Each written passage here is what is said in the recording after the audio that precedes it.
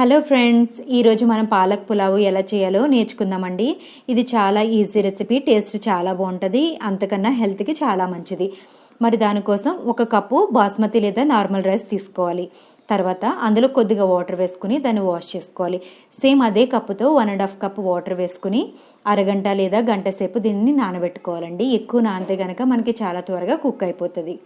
తర్వాత కొద్దిగా పాలకూర తీసుకోవాలి. నేనైతే ఒక కట్టలో సగం తీసుకున్నాను. దాన్ని నీట్గా క్లీన్ చేసి ఇలాగ అన్నీ పట్టుకుని ఇలా కట్ చేసుకోవాలండి. చిన్న చిన్నగా కట్ చేస్తే మనకి కుక్ అయ్యేటప్పుడు ఈజీగా అయిపోతుంది. ఇక్కడ కొన్ని స్పైసెస్ ఒక్కసారి మనం స్టాప్ చేసి ఇవన్నీ నోట్ చేసుకోండి. తర్వాత కొద్దిగా అల్లం వెల్లుల్లి కూడా తీసుకోవాలి. ఇలా దంచుకునేది ఉంటే కనుక ఇందులో చేసుకుంటే టేస్ట్ అనేది చాలా మంచిగా ఉంటుందండి. తర్వాత స్టవ్ ఆన్ చేసి ఇక్కడ మీకు క్లే పాట్లో ఈరోజు ఎలా చేయాలో చూపిస్తున్నాను. ఇక్కడ 5 లేదా 6 టేబుల్ స్పూన్ వరకు ఆయిల్ వేసుకోవాలండి. తర్వాత మనం ప్లేట్లో పెట్టుకున్న స్పైసెస్ అన్నీ కూడా ఒకదాని తర్వాత ఒకటి వేసుకోవాలండి. మరి 1, 2 మిస్ అయితే ఏం పర్వాలేదు, టేస్ట్ మంచిగానే వస్తుంది. మరి ఇది పాలకూర హెల్త్కి చాలా మంచిదండి. యాక్చువల్గా ఏ విటమిన్ ఉంటుంది ఇందులో. మరి అప్పుడప్పుడు ఇలా చేసుకుని తింటే టేస్ట్ కూడా డిఫరెంట్గా ఉంటుంది, ఇంకా హెల్త్కి కూడా చాలా మంచిది. ఇవన్నీ మనం వేసుకున్న తర్వాత ఇక్కడ ఉల్లిపాయ కూడా వేసుకుంటున్నామండి. ఒక హాఫ్ ఉల్లిపాయ అయితే సరిపోతుంది. ఇంకా 2 పచ్చిమిరపకాయలు వేసుకున్న తర్వాత కొద్దిగా కరివేపాకు కూడా యాడ్ చేసుకోవాలి. ఇవన్నీ వేసుకున్న తర్వాత 1 నిమిషం పాటు దాన్ని తిప్పిన తర్వాత చిటికెడు ఉప్పు, పసుపు వేసుకోవాలండి. ఇవి 2 వేస్తే కనుక మనకి ఉల్లిపాయలు త్వరగా ఫ్రై అయిపోతుంది.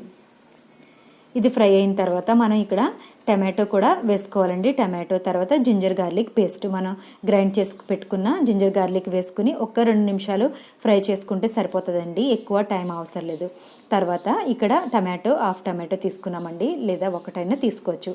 అది వేసుకుని ఒకసారి దాన్ని మిక్స్ చేసుకోవాలి. తర్వాత మనం పక్కన కట్ చేసి పెట్టుకున్న పాలకూర ఇందులో వేసేసుకోవాలండి. ఇలా వేసుకున్న తర్వాత మనం ఒక్కసారి దీన్ని తిప్పేసి మూత పెట్టి 10 లేదా 15 నిమిషాల పాటు దీన్ని కుక్ చేసుకోవాలి. అంటే ఆయిల్ ఫ్లోట్ అయ్యే వరకు మనం దీన్ని కుక్ చేసుకుంటే అప్పుడు టేస్ట్ అనేది చాలా మంచిగా వస్తుంది. ఇక్కడ చూసారు కదండి, ఆయిల్ చక్కగా ఫ్లోట్ అవుతుంది. ఇలాంటప్పుడు మాత్రమే మనం రైస్ వేయాలండి. ముందే కనుక మనం వేస్తే కనుక పచ్చి వాసన వస్తుంది. మరి వెజిటేబుల్స్ పచ్చి తినేవాళ్ళు అలా కూడా చేసుకుని తినొచ్చు, బాగానే ఉంటుంది. కొందరికి పచ్చివాసన అంటే నచ్చదు కాబట్టి అలాంటి వాళ్ళు ఇలా ఎప్పుడైతే ఆయిల్ ఫ్లోట్ అవుతుందో అప్పుడు వేసుకుంటే మనకి టేస్ట్ అనేది చాలా మంచిగా వస్తుంది. ఈ విధంగా వచ్చిన తర్వాత ఒకసారి తిప్పుకున్న తర్వాత మనం పక్కన పెట్టుకున్న రైస్ ఇందులో వేసుకోవాలి. తర్వాత 1 టేబుల్ స్పూన్ వరకు గరం మసాలా కూడా వేసుకుని ఒక్కసారి తిప్పుకుని మూత పెట్టుకుని 15 లేదా 20 నిమిషాల పాటు సిమ్లో పెట్టుకుని దీన్ని కుక్ చేసుకోవాలండి. ఇప్పుడు ఇందులో వేయడానికి ఆనియన్స్ ఎలా ఫ్రై చేసుకోవాలో చూద్దాం. స్టవ్ ఆన్ చేసి ఒక కడాయి పెట్టుకుని 2 టేబుల్ స్పూన్ వరకు ఆయిల్ వేసుకోవాలి. ఆయిల్ హీట్ అయిన తర్వాత సన్నగా కట్ చేస్తున్న ఉల్లిపాయ ముక్కలు ఇందులో వేసుకోవాలండి. తర్వాత కొద్దిగా ఉప్పు, పసుపు వేసుకుంటే త్వరగా ఫ్రై అవుతుంది. ఒకసారి గోల్డెన్ బ్రౌన్ మనకి వచ్చిన తర్వాత ఆ ఉల్లిపాయలని పక్కకి తీసి అందులో కొద్దిగా జీడిపప్పులు ఇంకా కరివేపాకు వేసుకోవాలండి. ఇలా వేసుకున్న తర్వాత 1 నిమిషం ఫ్రై చేసి స్టవ్ బంద్ చేసేయాలి. మరి ఎవరైతే ఆయిల్ ఎక్కువ తీసుకోకుండా ఉంటారో అలాంటి వాళ్ళు ఇందులో ఉన్న ఎక్సెస్ ఆయిల్ ఇలా సైడ్కి పెట్టేస్తే కనుక ఆనియన్స్ అంతా కిందకు వచ్చేస్తుందండి ఆయిల్. ఇప్పుడు మనం రైస్ చూద్దాం. ఒక 15 నిమిషాల తర్వాత మనం రైస్ చేస్తే చక్కగా పొడి పొడిలాడుతూ వచ్చింది కదా, ఎక్కడ మాడిపోకుండా. ఇందులో కొద్దిగా కొత్తిమీర ఇంకా ఫ్రైడ్ ఆనియన్స్ వేసేసుకుంటే సరిపోతుందండి. ఇప్పుడు రాయితే ఎలా చేయాలో చూద్దాం.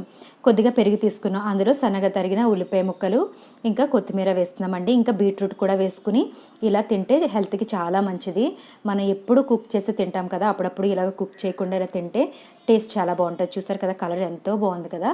ఇది తప్పకుండా ట్రై చేయండి. మీకు ఈ వీడియో కనుక నచ్చితే లైక్ చేయండి, షేర్ చేయండి. మరి కొత్తగా చూసే వాళ్ళు అయితే సబ్స్క్రైబ్ చేసుకోవడం మర్చిపోకండి. Thank you for watching.